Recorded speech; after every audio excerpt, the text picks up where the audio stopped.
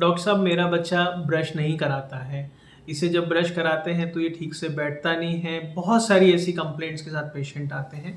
नमस्कार, मैं हूं doctor Chetan Patidar, paediatric dental surgeon, paediatric dental clinics Indore. आज हम बात करेंगे कि जन्म से लेके तो हम 6-7 साल के बच्चे तक कैसे ब्रशिंग के ऊपर काम करें, क्या क्या वो टेक्निक्स हैं जिनको हम अपना के अपने बच्चों की ओरल हाइजीन को मेंटेन कर सकते हैं, क्या वो राइट समय है जब हमें ब्रशिंग शुरू करनी चाहिए और किस किस तरीके की ब्रशिंग हमारे लिए आते हैं। साथ में ये भी बात करेंगे कि किस तरह का टूथपेस्ट यूज़ करना चाहिए और उसकी मात्रा क्या होनी चाहिए और उसको कब हमें आगे बढ़ा के लेना चाहिए। आज हम बात करेंगे न्यूबॉर्न्स से, जिसमें कि हम एक चीज़ बहुत अच्छे से समझेंगे कि ब्रशिंग करने का सबसे सही तरीका जो है वो है हमारे पहले 6 महीने। हम बोलते हैं कि न्यूबॉर्न से ही आप उसको शुरू करिए, डे फर्स्ट से उसके मुंह की सफाई को ध्यान दीजिए ताकि वो लर्निंग ले सके। ऐसा क्यों? क्योंकि 6 माह तक बच्चा हर चीज़ मुंह के आसपास की चीज़ों से सीखता है। उसके बहुत सारे रिफ्लेक्सेस होते हैं जिसकी वजह से वो दुनिया को समझता है। स्तनपान को हम सपोर्ट करते हैं।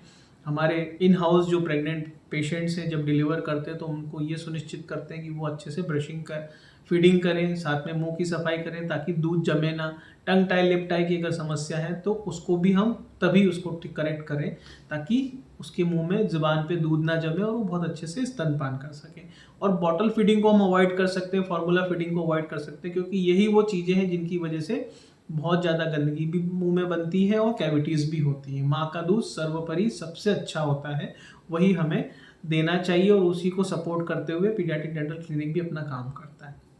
नेक्स्ट बारी आती है तो हम जब हमारे मसूड़े बनने लगते हैं तो कई बार पेरेंट्स बोलते हैं कि दर्द कर रहा है बच्चा, ये तो उसमें भी हमारा जो मैंने आपको बताया कि कपड़े की एक छोटी सी थैली या नैपकिन को रैप करके भी हम मुंह के अंदर अच्छे से पोछा लगा सकते हैं। ये आदत डालने से बच्चे की उबकी आना भी कम हो जाएगी और जब ब्रशिंग और टूथपेस्ट आप इंट्रोड्यूस करेंगे तो बच्चा बहुत अच्छे से एक्सेप्ट करेगा। टीथर्स भी आते हैं, ऐसे बहुत सारे ऑनलाइन या ऑफलाइन ऐसे सेट मिलते हैं जिसमें फिंगर ब्रश से लेके तो टीथर तक, बेबी ब्रश तक 3 या 5 सेट का ब्रशिंग होता है, वो जरूर इस्तेमाल करें। उसमें एज स्पेसिफिक होती है, कुछ इस तरीके से हमें ये चीज़ें दिखती हैं, ठीक है।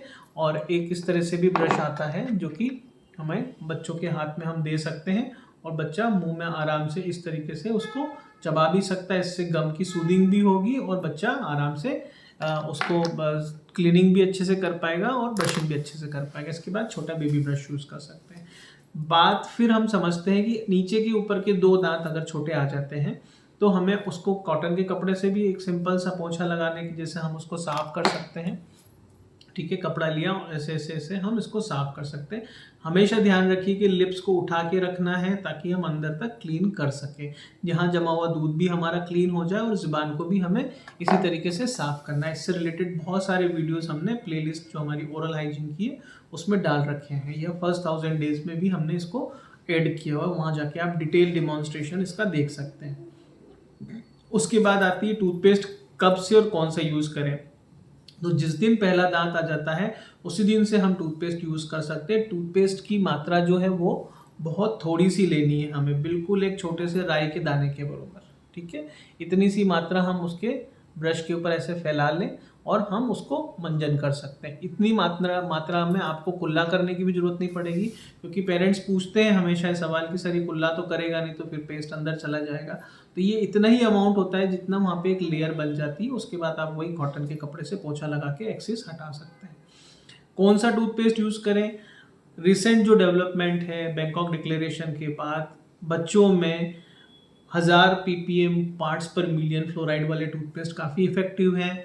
रिसेंटली पिछले ही कुछ हफ्तों में ये भारत में भी अब अवेलेबल है। उससे पहले हम अभी तक पेरेंट्स को एडल्ट टूथपेस्ट यूज़ करने के लिए सलाह दे रहे थे, लेकिन अब वो नए फार्मूला के साथ उपलब्ध हैं। पिछले हफ्ते ही ये सारी चीज़ें भारत में अवेलेबल होने लगी हैं। तो आप उन्हीं ब्रांड्स के साथ 1000 अगर वर्ड लिखा हुआ है तो वही टूथपेस्ट आप इस्तेमाल कर सकते हैं, वही आपको यूज़ भी करना है, वही इफेक्टिव भी है। टूथपेस्ट को बच्चों की पहुंच से दूर रखें क्योंकि उसमें फ्लोराइड होता है, वो पेट में जाके फिर पेट को दर्द और बहुत सारी टॉक्सिसिटी करता है, ठीक है। फ्लेवर भी बहुत सारे आते हैं, वो बच्चे के हिसाब से आप चेंज कर करके हम देख सकते हैं। मेनली टेक्निक इंपॉर्टेंट है और कंटेंट उसका फ्लोराइड 1000 ppm होना चाहिए, ठीक है। इसके बाद बच्चा हमारा 2 साल तक 2.5 साल तक बड़ा होता है। उसके बाद हमारे जो है पीछे के मोलर्स आना शुरू होते हैं ना, पहली दाढ़ आना शुरू होती है, तब तक हमें अच्छे से ब्रशिंग उसकी करनी है। जब सेकंड दाढ़ आती है करीबन 2.5 से 3 साल पे, तब हमारे लिए एक छोटी सी टेक्निक और स्टार्ट हो जाती है जिसको हम बोलते हैं फ्लॉसिंग। फ्लॉसिंग हमारी इस तरीके से एक छोटा सा धागा होता है जिसमें कि छोटा सा एक धागा बना है, ये इजीली मिलता है और मेरे हिसाब से 2 रुपये का एक पड़ता है। तो इस तरह से हम इसको दांत के बीच में यहाँ पे ले सकते हैं। सभी टेक्निक हमने लाइव डिमॉन्स्ट्रेशन करी हुई है, उन सब के वीडियो आप जाके देखो। तो बच्चे का लिप ऐसे हम पीछे जाके और यहाँ से जाके इसको 2 दांतों के बीच में हल्के से हमने प्रेस करना है और उसे हमें फिर निकाल देना है, प्रेस करना है और निकाल देना है। ठीक है, इसके डिफरेंट टाइप ऑफ कॉन्टेक्ट्स भी हैं। ऑक्सीस एक क्लासिफिकेशन है, O type, X type, I type और S टाइप। ये भी हम जब बच्चे हमारे साथ रूटीन में आते हैं तो हम उनको क्लासीफाई करके उनको रीइंफोर्स करते हैं, एंटिसिपेट करते हैं कि आपको फ्लॉसिंग कितने अच्छे से करनी, कितनी बार करनी है। तो डेली एक बार फ्लॉसिंग करें। चॉकलेट्स वगैरह की तो बात बहुत स्पष्ट है, आपको ये सारी कोई भी ऐसी चीज़ नहीं देनी चाहिए, फिजिकली भी उनके लिए अच्छी नहीं है और दांत के हिसाब से भी अच्छी नहीं है। कई बार देखने में आता है कि दांत जो हैं, स्पेशली जो टंग टाई लिप टाइप वाले बच्चे हैं, उनमें दांतों के बीच में नेचुरल गैप नहीं होती है। जो नेचुरल गैप नहीं होने से भी ये बीच के 2 दांतों में खाना फंसता है। तो फ्लॉसिंग यहाँ पे भी हमें जल्दी स्टार्ट कर देनी होगी, तो ताकि ये यहाँ पे खाना नहीं फंसेगा। इस तरीके से हम कर सकते हैं। सभी video live demonstration YouTube channel के ओरल हाइजीन वाले प्लेलिस्ट में हैं। ये बात आ गई। तो फ्लॉसिंग करना है, ब्रशिंग करना है, लिप्स उठा के करना है, टंग हटा के करना है और पोजीशन। कई बार हम बोलते हैं कि बच्चों को आप बेड पे लेटा दीजिए, तकिया लगा दीजिए और अपने पैरों से भी बच्चे के पैर और हाथ दबा सकते हैं ताकि हम बच्चे को अच्छे से होल्ड कर सकें। जैसे कि एक एग्जांपल हम ले सकते हैं।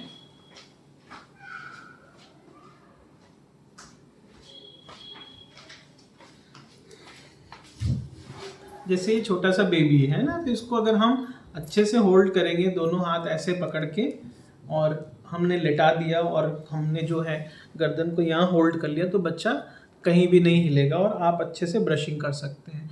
2 लोग हैं तो बहुत अच्छी बात है, हम नी टू नी पोजीशन ले सकते हैं। सिर हमारी तरफ रहेगा और पैर फादर की तरफ रख सकते हैं, वाइस वर्सा रख सकते हैं। तो जब हम इस तरीके से लिप्स उठाएंगे तो हम यहाँ पे ब्रश कर पाएंगे, और जब फादर करेंगे तो वो बहुत अच्छे से ऊपर के दांतों को ब्रश कर सकते हैं। आप यहाँ से देख के नीचे के दांतों को ब्रश कर सकते हैं। तो इस तरीके से आप ब्रशिंग टेक्निक भी यूज़ कर सकते हैं, फॉलो कर सकते हैं।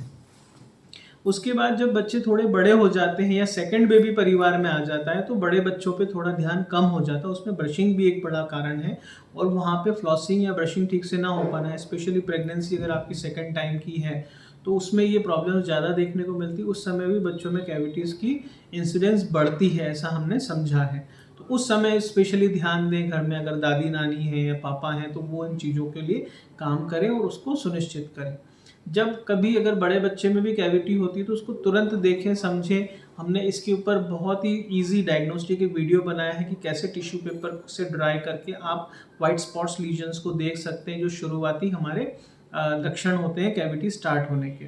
उनको आप ज़रूर देखिए, वो वीडियो बहुत इंपॉर्टेंट है, उसको आपको समझना चाहिए। और ये चीज़ें जो बच्चे हमारे पास छोटे आते हैं या इन हाउस जो हमारे न्यूबॉर्न डिलीवर्ड होते हैं, वो रिटर्नली 3-6 महीने में हमारे पास आते रहते हैं सेंटर पे, तो उनको हम टाइम टू टाइम सारी एंटिसिपेटरी गाइडेंस देते रहते हैं।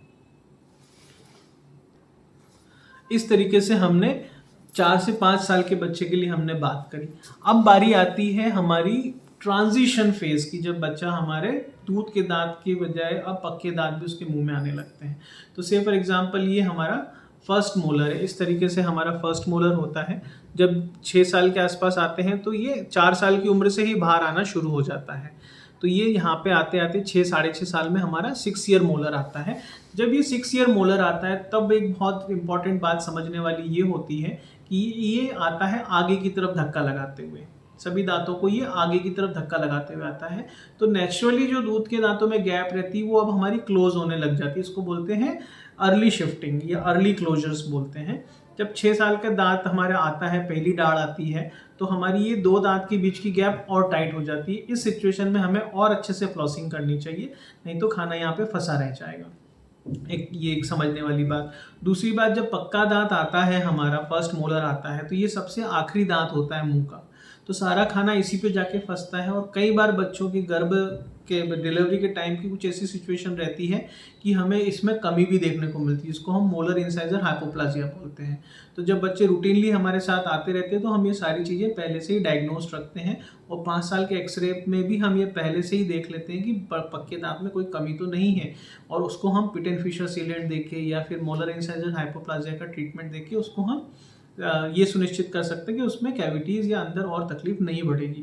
तो ये चीज़ हमें देखने वाली होती है। फर्स्ट मोलर को बहुत अच्छे से हमें ब्रशिंग करना है, इसके आसपास पीछे वाला एरिया है ये भी हमारा खराब होता है, और स्पेशली ये बहुत स्लोली बाहर आता है।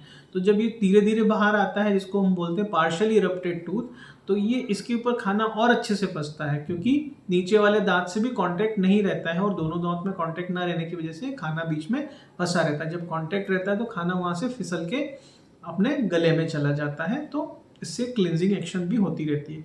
कई बार वहाँ पे एक पॉकेट सा बना हुआ रहता है, जैसे हमारी जेब के अंदर गंदगी भर जाती है, वैसे ही जब हम देखते हैं यहाँ पे, जब हम स्पेशली नीचे वाले मोलर्स के बीच में देखें तो यहाँ पे एक छोटी सी लिप बनी रहती है, उसमें भी खाना जाके फंसा रहता है, वो भी एक दुर्गंध का एक कारण बनता है। उसको भी हमें बहुत अच्छे से हाइजीन ब्रशिंग मेंटेन करनी है। इसके बाद हमारे नीचे के दांत शिफ्ट होना शुरू होते हैं, ऐसे करके पीछे की तरफ ही सारे हमारे दांत जाना शुरू होते हैं। तो जिन दांतों के अंदर फिजियोलॉजिकल स्पेस थी, दूध के दांतों के अंदर छोटे छोटे दांतों के अंदर गैप्स थी जिसमें कि आराम से क्लीनिंग हो सकती थी, वही चीज़ अब पक्के दांत में नहीं होती है। दांत सभी टाइट एक दूसरे के कांटेक्ट में होते हैं, और अगर कोई समस्या ऐसी हो जिसमें कि कैविटीज़ हो, या दांत चोट करके गिर गया हो, या बच्चे की माउथ ब्रीदिंग या मसल डीअरेंजमेंट की बात हो, जबड़ा अच्छे से विकसित ना हुआ हो, तो दांतों को पूरी जगह मिलती भी नहीं है, तो वैसे केसेस में दांत आगे पीछे आते हैं, तो भी हमें ब्रशिंग करने में दिक्कत होती है। स्पेशली नीचे के दांत एक के ऊपर एक आते हैं, या डबल दांत आ जाते हैं, तो भी ब्रशिंग करने में दिक्कत होती है, और ऐसी जगह पे ही प्लाक और टार्टर जमता है। तो ये सारी चीज़ अपने पीडियाट्रिक डेंटिस्ट के साथ आप रेगुलर विजिट्स में रहेंगे तो इनको वो इंटरसेप्ट करते जाएंगे, आपको बहुत सारी छोटी छोटी सिंपल चीज़ें समझाएंगे, जिससे कि हम जॉ ग्रोथ को भी एंटिसिपेट कर सकते हैं, उसको भी अचीव कर सकते हैं। जैसे कि सिंपल सा एग्जाम्पल, पैलेटल मोल्डिंग।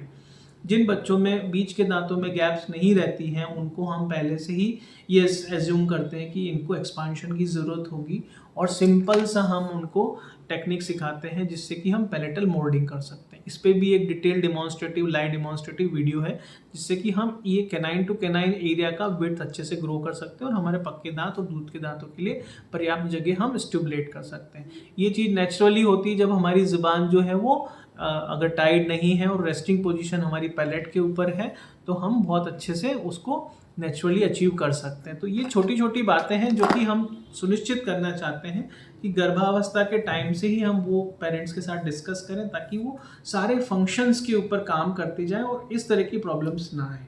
तो ये अभी हमने सिंपल तरीके से समझा।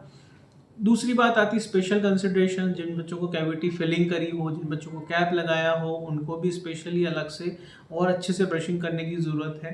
तो ये सारी चीज़ों के ऊपर टुकड़ों टुकड़ों में हमने वीडियोस बनाए हुए हैं, इन सबको आप प्लेलिस्ट में जाके देखिए, डेमोन्स्ट्रेशन उसका लीजिए, इम्प्लीमेंटेशन करिए। कोई दिक्कत आती है तो आप खुद अपना एक वीडियो रिकॉर्ड करके भेजिए कि डॉक्टर साहब हम इस तरीके से कर रहे हैं, इसमें कोई गलती है तो हम आपको उसमें करेक्ट करेंगे। डिस्क्रिप्शन में दिया गया है व्हाट्सएप लिंक, उसको क्लिक करके क्लिनिक के प्लेटफॉर्म पे आप जुड़ सकते हैं। आप भले इंदौर में हो, भारत में हो या विदेश में हो, हम हर जगह से इस चीज़ को सपोर्ट करने के लिए हम बिल्कुल लगे हुए हैं। स्पेशली फर्स्ट 1000 डेज बच्चे जो गर्भावस्था से लेके तो 2 साल की उम्र है, ये वो समय है जिसमें कि हम बहुत अच्छे से दांतों के संबंधित और मुंह से संबंधित या क्रेनियो रेस्पिरेटरी कॉम्प्लेक्स से संबंधित जो भी समस्या है उनको हम बहुत अच्छे से हैंडल कर सकते हैं, उनके ऊपर प्रोएक्टिवली वर्क कर सकते हैं। तो ये छोटी छोटी चीज़ें हैं। अगर इसमें कोई चीज़ हमने मिस करी है तो ज़रूर आप हमसे डायरेक्ट व्हाट्सएप पे भी आप कांटेक्ट कर सकते हैं, या कमेंट्स में आप लिखिए। वीडियो अच्छा लगा हो तो लाइक करिए, शेयर करिए, चैनल को सब्सक्राइब करिए। इसी तरीके की हम इंफॉर्मेटिव चीज़ें आप तक पहुंचाते रहेंगे। हमारा लक्ष्य है बच्चों की बनी रहे खूबसूरत मुस्कान। नमस्कार।